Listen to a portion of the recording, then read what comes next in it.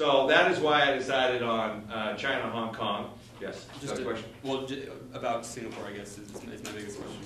Is there any particular reason you didn't look strongly at them, given their The prices look good, their increases are going, but look at their market share, 10%. The rest of the world doesn't think they're the best place to go. I see, okay. So too few people go. I suspect that's local sales. Where in Singapore or not? Yeah, 9–10%. I suspect that's local sales. I mean, around Singapore, Australia maybe, you know, that kind of thing. That's Australians are buying from there or something. So as I look at that, I say, okay, China's a place. So I contact Hong Kong Trade Development Council, China, get a whole bunch of addresses. I contact those addresses, go through the process of winnowing down that I took you through last week. And then that final thing, checking references. If these people not only sell in the United States, they sell to other places in the world. So I ask Feng Hong, page 6, Printery, for references, and they do give me United States, Denmark, Britain, Australia, and I do send out inquiries. My inquiry is, I propose to buy from them. They say you buy from them. Do they deliver on time? And if they have, if they make mistakes, do they make good? Well, every one of them said they never made mistakes. Love them, fantastic. So since they sell in the United States, all over the world, since this is the biggest country, since Feng Hong comes out as the tried and true and tested, and they sell all over the world, so I go to them. They give me this quote. Now, I'm looking at this, and I say, what? $4.20, those are Italian prices. Or somebody else, what are those prices? $4 is what United Kingdom charges. So, hey, what's going on here? And then I remember, wait a minute. How many people go out and buy 1,000 copies of a book? I mean, how many publishers are going out buying it? No, they're buying 20,000, 30,000, 40,000. And look, so 100 books is 1810, which is $18.10 a book. Well, I'm not going to get 100 books printed at a time. 500 books is $4.20 a book, and then 1,000 books is $2.70. Well, if I went to 10,000 books, like most self-respecting publishers would do, then I would be at the price point of $1.10 or $1.20, right? Price breaks. But I don't want that many. And at $2.70 a book, as you'll see, landing at $3, as opposed to $15 in the United States. Well, we'll see. This is what I decided, weighing all the options, all the possibilities. I said I'm going to go 1,000. That's going to be the minimum. Then I'm going to work on frequency. Does that make sense? Okay. Even though I can get them cheaper, but then I'd have to have bigger stock. And I was looking at sales about 200 a year. 200 a year, I got to pay $3,000 to Barnes & Noble if that's what I'm buying them for. And the sales at Google are picking up. So I said, well, if I'm selling 2,000 and I'm buying for 15, that's $3,000 a year I'm forking out for 200 copies. I'll fork out $3,000 for 1,000 copies and see what happens, right? Okay. I'll just throw the other 800 away and do the same thing if it gets to that. So here, now, remember you say, how do you get all the information in advance? You ask. So here's page 7, Everjet telling me all the fees I will face bringing in these goods. Ask and they'll tell you.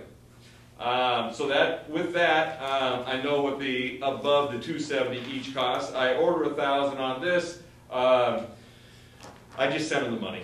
Why bother letters of credit or credit cards or anything like that? I'm talking $2,700. These guys got a first-rate reputation, so I risked sending them the $2,700, which I thought was no risk. So sent them $2,700. They went into production. They did slightly less, 20. No, I told them to save 20 for me over there because I was going to schlep them around in Hong Kong. So that's why they didn't ship me all 1,000 on the shipment. 26. So there's the commercial invoice. There's the packing list. Here's the arrival notice when they ship. Customs broker sends me arrival notice. Says here it comes, and here's some fees you're going to have to pay. Page 10. Page 11, this is immediate delivery entry, so gets it past customs fast before a formal entry is done. Pretty simple, straightforward stuff. Page 12 is the formal entry afterwards. They fill out all the documents. This was formally presented to the United States Customs Service. I had to pay, even though it's duty-free, I have to pay $28.31 in harbor maintenance fees and other processing fees and that kind of stuff. Page 13 is the invoice from the customs broker to me. I wish that came through clearer, but they just faxed this to me. I'll show you on the costings what those are. I think it's 78 and 50 and 155 and 58, 30. It'll be clear on the next one. Then, since it was container freight station, they had to take the container. When they stuffed the container in Hong Kong, they stuffed it with other people's goods as well in Seattle. So it's taken off the ship, it's taken out of Mercer warehouse in Kent, Auburn, and then they take off the 5 or 6 Seattle importers' goods that are all in that same container. Does that make sense? Mm-hmm. Okay, so I go to pick up my 49 cartons out of that, and that was probably 1/20th of the container. It's just 1 cubic meter. How many cubic meters is there in a container? Quick. I don't know. How much meters? I don't know. Anyway, so anyway, this is 1 cubic meter, which is about 2 of these. Visually, cubic meters, something like that. Okay. And so I had to pay them $52 for them to take it off a truck and have me come get it. And this fit in my SUV. I just backed up the SUV a little bit. So it's, you know, not a big shipment. It's got a truck chassis on it, so don't worry. I know you were worried for my SUV, weren't you? You went, oh. Okay, so here's page 15. This is the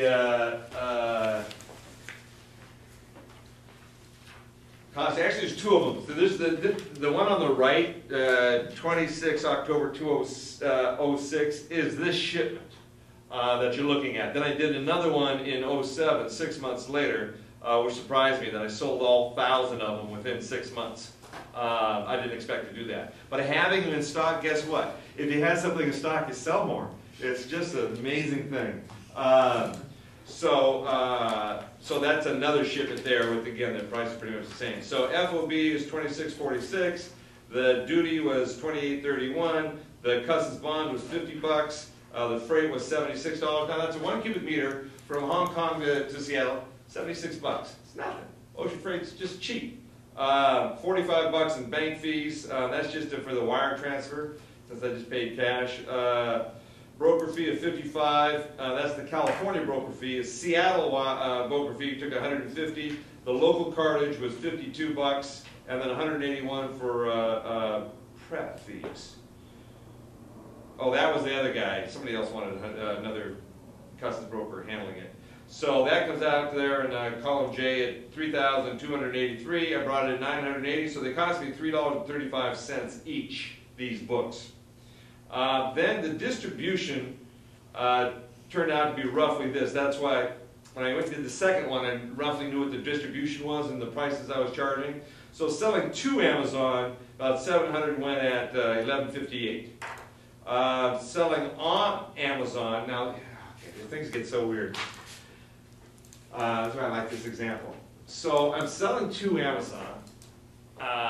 And they're selling it $26, big discount on Amazon for $18, and blow through 1,000 or blow through 700. And I'm selling some other ones as well. So I said I got to get more because I got an Amazon discount $18.10, and Amazon's paying me $11.68 or $11.58 each. Okay, so I'm doing this, and then I bring in the second shipment, and Amazon raises the price back up to $25.95. So I said, well, that's going to kill the sales. At the meantime, they started gathering up dented books. And it got up to like 39 dented books that they weren't selling, which are mine, returned to, because in the publishing industry they get to do that. So there's 39 dented books there. And they jacked my price up, and I was watching the sales slow down. I just brought in 1,000 of them, and they jacked up the price back to standard, and the sales were slowing down.